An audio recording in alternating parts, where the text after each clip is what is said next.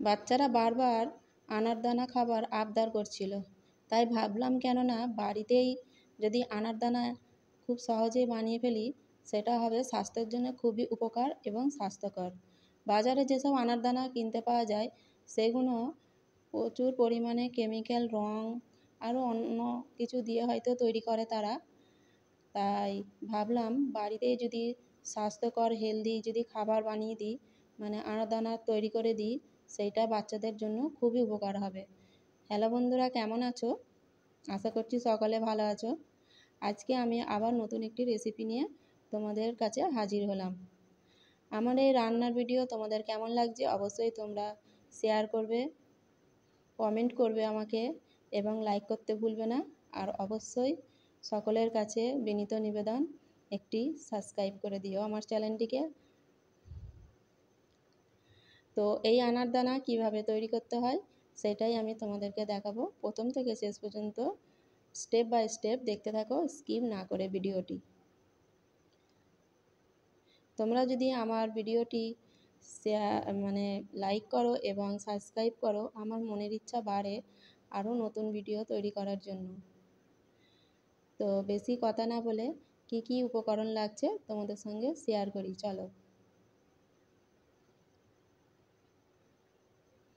তো এখানে আমি নিয়েছি 500 গ্রাম আমলকি। 500 গ্রাম আমলকির জন্য লাগবে 500 গ্রাম গুড়।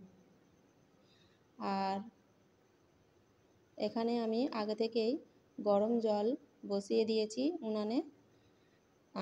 আমলকিগুলোকে প্রথমে আমি গরম জলে ভাপিয়ে নেব।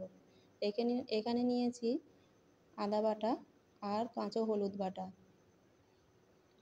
আর নিয়েছি সাদা লবণ, গুঁড়ো চিনি, বিট লবণ, এটা গুড়, 500 আমলকির জন্য 500 গুড়। আর এখানে কিছু মশলা নিয়েছি, মানে ভাজা মশলা, যেমন আছে এখানে 1 চামচ গোটা জিরে, 1 চামচ গোটা ধনে, তেজপাতা, আর 1 চামচ মৌরি, আর 1 চামচ চাট মশলা। আর এটা নিয়েছি আমি কর্নফ্লাওয়ার।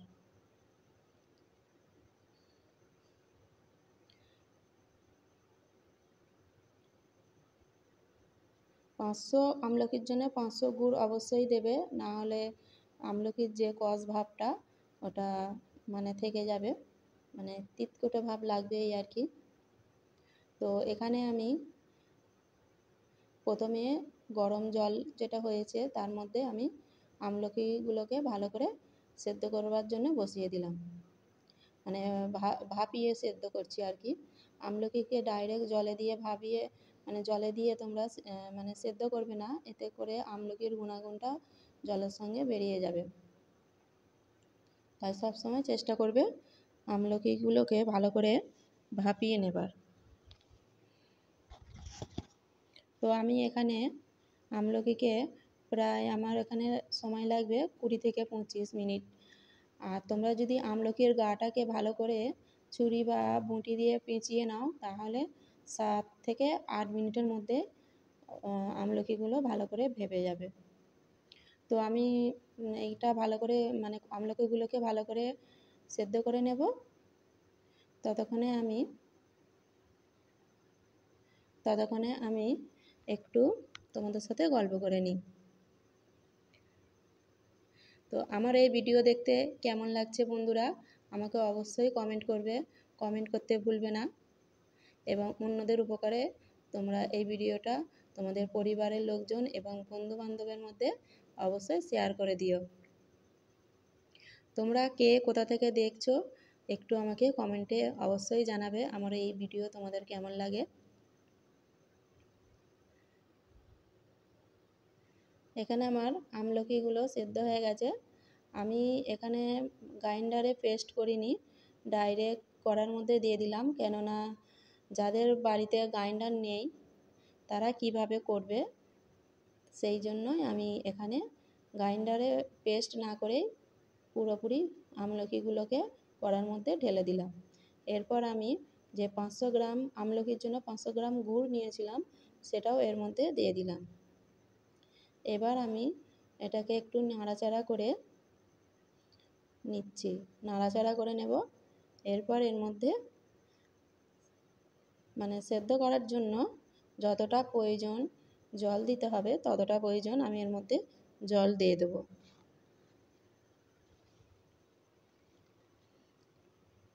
কেননা অনেকের বাড়িতেই গ্রাইন্ডার আছে, আবার অনেকের বাড়িতে হয়তো গ্রাইন্ডার নেই। তারা কিভাবে এই আমলকির মানে মানে আনারদানা বানাবে, তাদের জন্য আজকের এই ভিডিওটা অনেক উপকারে আসবে আশা করছি। তারা কিভাবে গ্রাইন্ডার ছাড়া আমলকিকে পেস্ট করবে সেইটা আমি ভিডিওতে মানে আমার এই ভিডিওতে দেখিয়েছি। তারা একটু ধৈর্য ধরে দেখলেই বুঝতে পারবে আমি কিভাবে পেস্ট বানিয়েছি গ্রাইন্ডার ছাড়া। তো আমি এখানে মানে পরিমাণ মতো মানে যতটা আর কি জল লাগবে সেদ্ধ হওয়ার জন্য ঠিক ততটুকুই আমি দেবো, বেশি দেবো না। বেশি জল দিলে আবার এই জলকে শুকোতে অনেকটা টাইম লেগে যাবে। তো আমি সেদ্ধ করছি, একটু সামান্য দেখতেই পাচ্ছ, সামান্য এখানে দিয়ে দেবো যেটা আমি আদা বেটে রেখেছিলাম, এবং কাঁচা হলুদ আমি এখানে নিয়েছি। তোমরা চাইলে গুঁড়ো হলুদও দিতে পারো, মানে রান্নায় যে গুঁড়ো হলুদ ব্যবহার করা হয় সেই হলুদ। এখানে সামান্য স্বাদ অনুযায়ী লবণ মানে সাদা লবণ দিলাম, আর স্বাদ অনুযায়ী বিট লবণ দিলাম। মানে সাদা লবণটা কম এবং বিট লবণটা একটু বেশি দেওয়ার চেষ্টা করবে।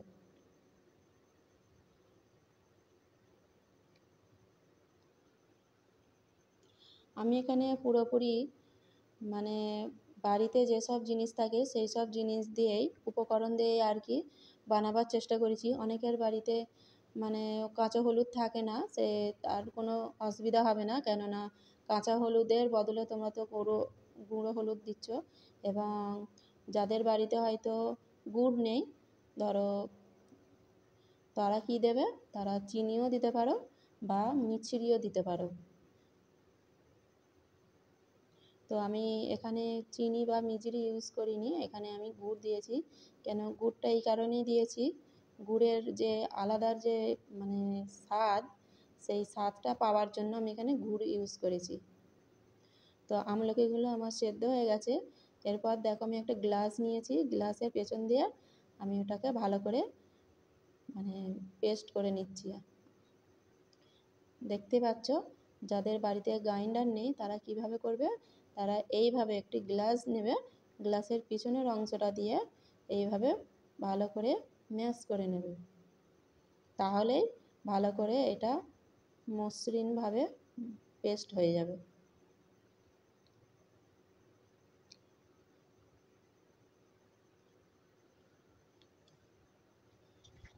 এটাও একটা খুব সহজ পদ্ধতি। এবং আরেকটা পদ্ধতি আছে, শিলবাটাতেও তোমরা পেস্ট বানিয়ে নিতে পারো।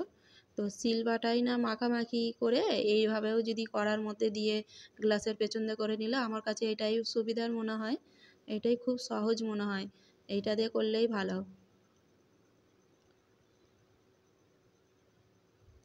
তো আমার পেস্ট হয়ে গেছে, এবার আমি এটাকে খানিকক্ষণ নাড়াচাড়া করব এবং যা যা উপকরণ দিতে হবে সেইগুলো একটু এর মধ্যে দিয়ে দেবো এক এক করে।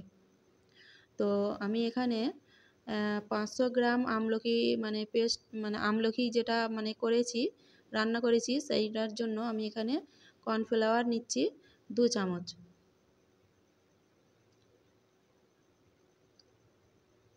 তো অবশ্যই তোমরা কর্নফ্লাওয়ারটা দেবে, নাহলে যে বাইন্ডিং করবে যখন মানে আনারদানাটা যখন মানে বাইন্ডিংয়ের জন্য আনারদানাটা এই কর্নফ্লাওয়ারটা অবশ্যই দেওয়া দরকার আছে, নাহলে এর মধ্যে যে থিকনেস ভাবটা আসবে না।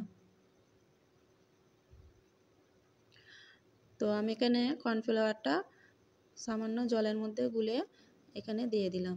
এরপর আমি এখানে যে ভাজা মশলাটা রেখেছিলাম মানে 1 চামচ জিরে, 1 চামচ ধনে আর 1 চামচ মৌরি আর তেজপাতা কয়েকটা, ভালো করে আমি শুকনো খোলায় ভেজে নিয়েছিলাম, তারপরে পেস্ট বানিয়ে নিয়েছিলাম, মানে গুঁড়ো করে নিয়েছিলাম। আর সামান্য এর মধ্যে আমি চাট মশলাও এর মধ্যে দিয়ে দিয়েছিলাম, একসাথে রেখে এর মধ্যে দিয়ে দিলাম। চাট মশলাটাও 1 চামচই নিতে হবে। তো এত রকমের মশলা তোমরা না দিয়েও শুধু তোমরা এর মধ্যে চাট মশলা বা চাট মশলা ছাড়াও তোমরা করতে পারো। বাড়িতে থাকা জিরে আর ধনে গুঁড়ো থাকলেও তোমরা দিয়ে করতে পারো। এত রকম মানে মৌরি তেজপাতা গুঁড়ো হয়তো করবার সময় নেই কি হাতের কাছে নেই, তার জন্য যে বাড়িতে ধনে গুঁড়ো জিরে গুঁড়ো থাকে এবং চাট মশলাটা একটু দিলে ভালো হয়, মানে স্বাদটা একটু আলাদা রকমই হয়।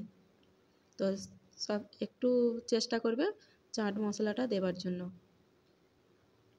তো আমি এখানে 2 টুকরো লেবু নিয়েছি, লেবুটা রসটা নিচড়ে এর মধ্যে দিয়ে দিচ্ছি, মানে আমলকির যে তিতকুটে ভাবটা সেটা চলে যাবে।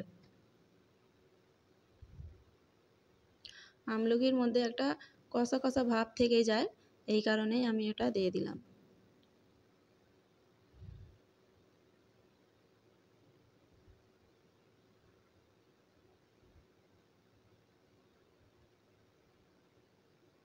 একটু সামান্য নাড়াচাড়া করে নেব।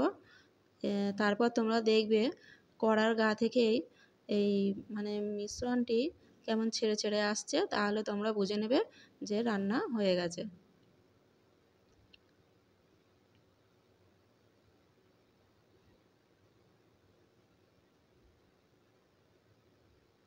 দেখতে পাচ্ছ কড়ার গা থেকে কেমন ছেড়ে ছেড়ে আসছে। এখানে আমার ছোট বাবুটি ঘুম থেকে উঠেছে, মনটা একটু খারাপ,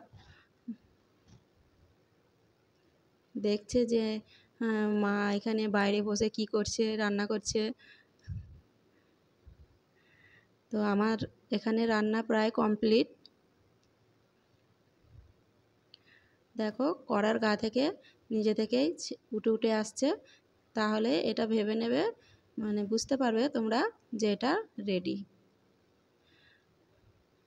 তো আমার পেস্টটা মানে আমলকিটা ঠিক কী রকম ধরনের রান্না করেছি সেটা তোমাদেরকে একটু ভালো করে দেখিয়ে দিচ্ছি। তো একটি থালার মধ্যে তোমরা সাদা তেল বা ঘি মাখিয়ে নেবে, যাতে করে আমলকিটা ওতে না আটকে যায়, মানে যে পেস্টটা ওর মধ্যে দেবে সেটা আটকে না যায়। তো আমি এর মধ্যে আমলকির পেস্টটা এর মধ্যে দিয়ে দিচ্ছি, দিয়ে আমি এটাকে ভালো করে সমান করে মিলিয়ে রাখবো প্রায় 1 ঘন্টার জন্য। 1 থেকে 1.5 ঘন্টার জন্য তোমরা অবশ্যই এটাকে মিলিয়ে রাখবে, যাতে করে এটা পুরো মানে ঠান্ডা হয়ে যাবার পর দেখবে অনেকটা টাইট হয়ে গেছে, মিশ্রণটি টাইট হয়ে গেছে। মিশ্রণটি টাইট হয়ে যাবার পর তোমরা দেখবে হাতে করে যে ওটা মানে গোল গোল করে পাকানো যাচ্ছে কি না, তাহলেই বুঝবে যে এটা পারফেক্ট রেডি হয়েছে।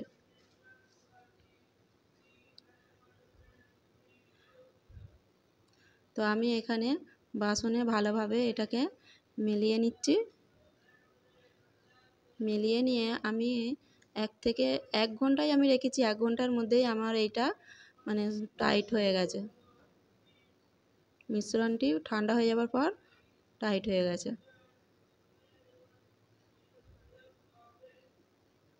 কর্নফ্লাওয়ারটা এই কারণেই দেওয়া, মানে এই শক্ত ভাবটা আসবার জন্য। তো দেখতে পাচ্ছ আমার হাতের সাথে উঠে আসছে না, শুকিয়ে যাবার পর কতটা টেনে গেছে। তো এখানে আমি যে চিনির গুঁড়োটা নিয়েছিলাম, তো এখন সেই চিনির গুঁড়োটা এখানে কাজে লাগবে। তো চিনির গুঁড়ো নিয়েছি আর নিয়েছি চাট মশলা। এই চাট মশলাটা আমি চিড়ের গুঁড়ো মানে চিনির যে গুঁড়ো নিয়েছি তার মধ্যে আমি এখানে 1/2 চামচ চাট মশলা মিশিয়ে দিচ্ছি। যে আনারদানাটা তৈরি করব, এই আনারদানাটা একটু খাট্টা মিঠা ভাব আসবার জন্য এই চাট মশলাটা দেয়া, এবং মিশ্রণের মধ্যে তো চাট মশলা একটু দিয়েইছি, সেখানেও একটু খাটা মিঠা ভাব আসবে। আমলকির পেস্টের মধ্যেও যেমন খাটা মিঠা ভাব হবে এবং ওপর থেকেও খাটা মিঠা ভাব আসবার জন্য এই মিশ্রণ মানে চিনি আর চাট মশলাটা খুব সুন্দরভাবে মেখে গেলে মুখে দেওয়ার সঙ্গেই দেখবে এত খেতে ভালো লাগছে, মুখের অরুচি ভাব কেটে যাবে। যাদের মুখে মানে অসুখ থেকে উঠবার পর যাদের মুখের অরুচি আসে, তারা এই একটা করে যদি আনারদানা গালে ফেলে চোষো, তো এত ভালো লাগবে, মুখের অরুচি ভাবও চলে যাবে। তো তোমরা যখন এরকম গোল গোল পাকাবে তখন হাতে একটু ঘি বা সাদা তেল হাতে মেখে নেবে, তাহলে আর হাতের তলায় আটকাবে না। দেখো আমি কি সুন্দর গোল গোল করে পাকিয়ে নিচ্ছি। তোমরা চাইলে যে কোনো শেপ দিতে পারো, লম্বা করতে পারো, গোলও করতে পারো এবং চৌকো চৌকো করতে পারো ক্যান্ডির মতো। তো আমার দেখতে পাচ্ছ কত সুন্দরভাবে হাতের তলায় আমি যখন গোল পাকাচ্ছি আমার হাতে লাগছে না।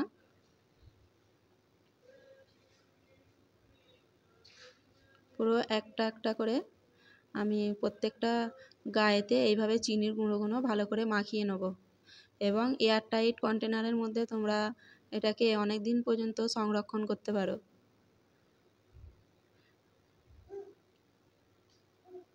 তোমরা ফ্রিজে এটাকে রাখবে না, বাইরে রাখবে।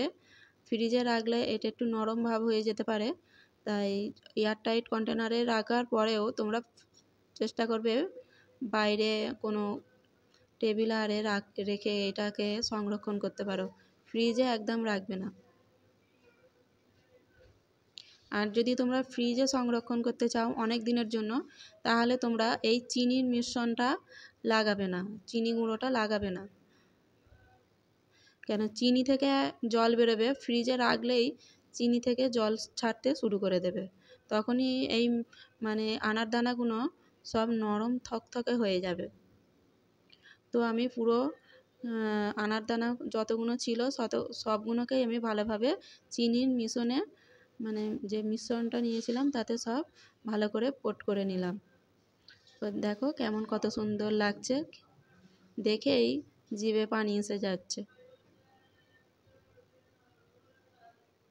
তো আজকের আমার ভিডিও তোমাদের কেমন লাগলো অবশ্যই তোমরা কমেন্ট করবে, শেয়ার করতে ভুলবে না এবং লাইক করে দিও, একটি লাইক একটি আশা, এবং অবশ্যই সাবস্ক্রাইব করে দিও আমার চ্যানেলটির পাশে থাকার জন্য। যারা নতুন দেখছেন তারা অবশ্যই আমার চ্যানেলটিকে সাবস্ক্রাইব করে দেবে। তো আমার এই বাচ্চা দেখতে পাচ্ছ মানে আনারদানা দেখার পরেই সে খাবার জন্যে তিরিং তিরিং করে লাফাতে শুরু করে দিয়েছে।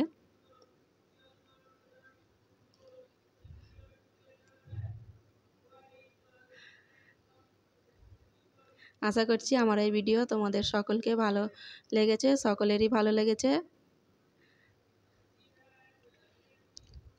তো সকালে ভালো থাকবে, সুস্থ থাকবে। আজকের ভিডিও এই পর্যন্তই। সকলের সুস্থতা কামনা করছি।